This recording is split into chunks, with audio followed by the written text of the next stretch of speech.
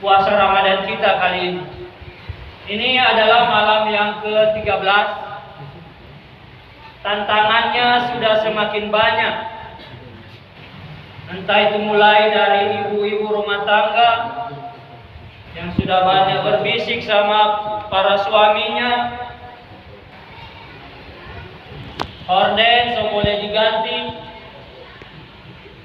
kue toples sudah dicuci semua, tinggal isinya saja itu Bapak.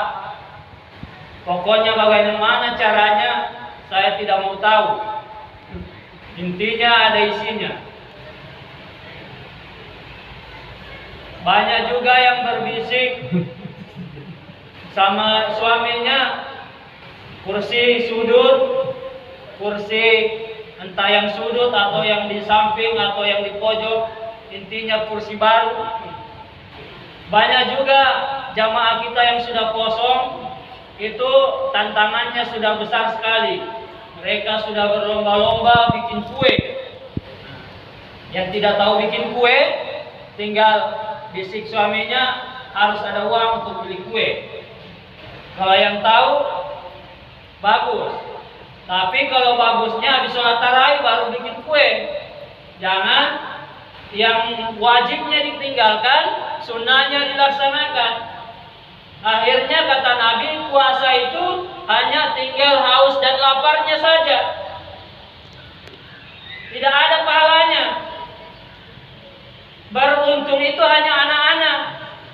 Puasanya anak-anak full.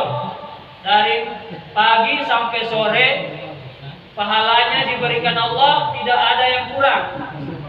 Dan kelebihannya mereka belum tahu berbohong, belum tahu berdusta.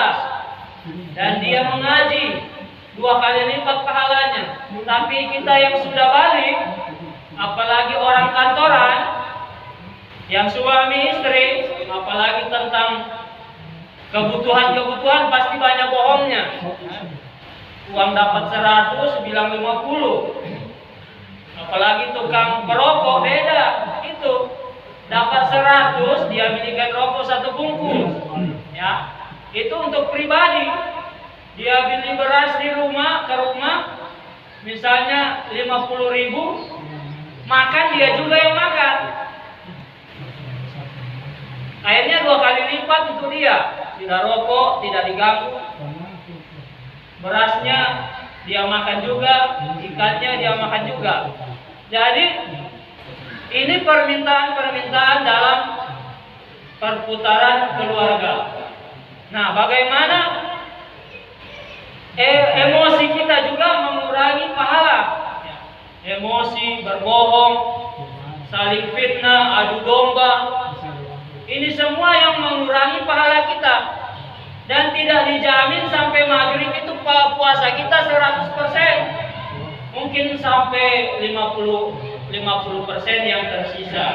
Nah, yang menambah amal pahala kita adalah sedekah, mengaji, dan berbuat baik atau saling menolong di dalam bulan suci Ramadan. Mengapa amal sedekah lebih tinggi ketimbang yang lain?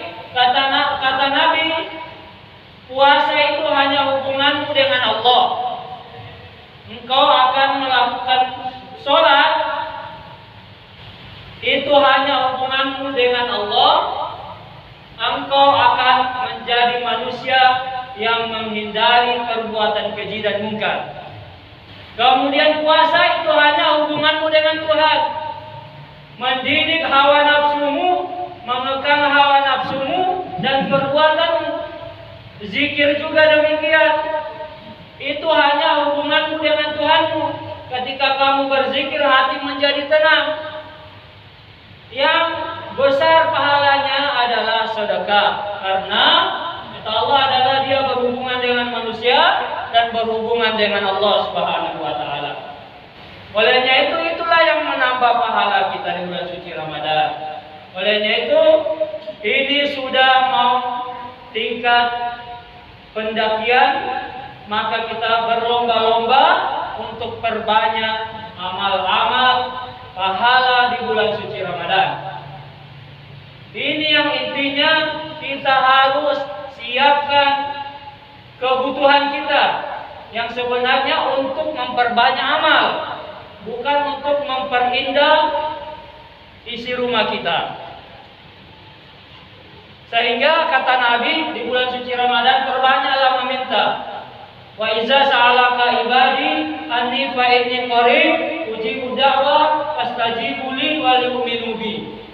Mintalah kepada aku wahai Muhammad apabila ada hamba yang bertanya tentang aku, maka katakan aku dekat. Aku kabulkan doa mereka di bulan suci Ramadan, aku selesaikan masalahnya di bulan suci Ramadan, dan aku perbaiki kebutuhannya. Olehnya itu kita harus banyak meminta sekarang ini. Kita banyak berdoa. Ini malam maghfirah, malam ampunan. Sebab saya yakin kita semua 11 bulan kita membawa dosa. 11 bulan kita membawa fitnah. 11 bulan kita membawa hina. 11 bulan kita membawa kesalahan. Intinya ada 1 bulan yang diberikan Allah untuk menghapus dosa-dosa kita. Olehnya itu kita perbanyak amal, kita saling memaafkan satu sama lain, sehingga pahala kita bisa kembali dalam keadaan seperti orang yang dilahirkan ibunya, yaitu bersih dari noda dan dosa.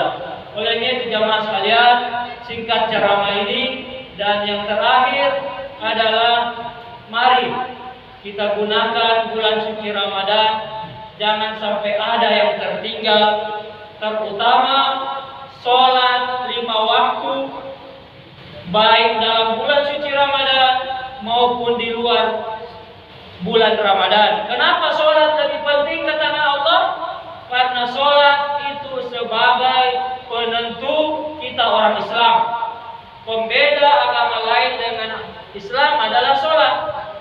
Kalau kita tidak puasa, kita masih dikatakan Islam.